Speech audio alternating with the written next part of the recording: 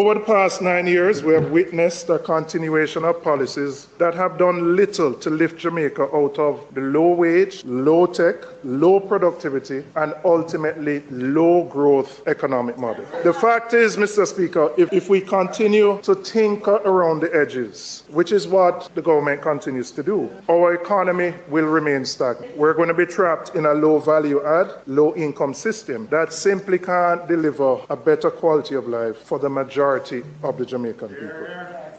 The opposition spokesman says the government continues to rely on macroeconomic stability with no meaningful pass through to the Jamaican people. Let's be clear, macroeconomic stability is not an end in itself. It is a means to an end, and that end must be higher sustained growth, which translates into better living conditions, not just for some Jamaicans, but for every single Jamaican.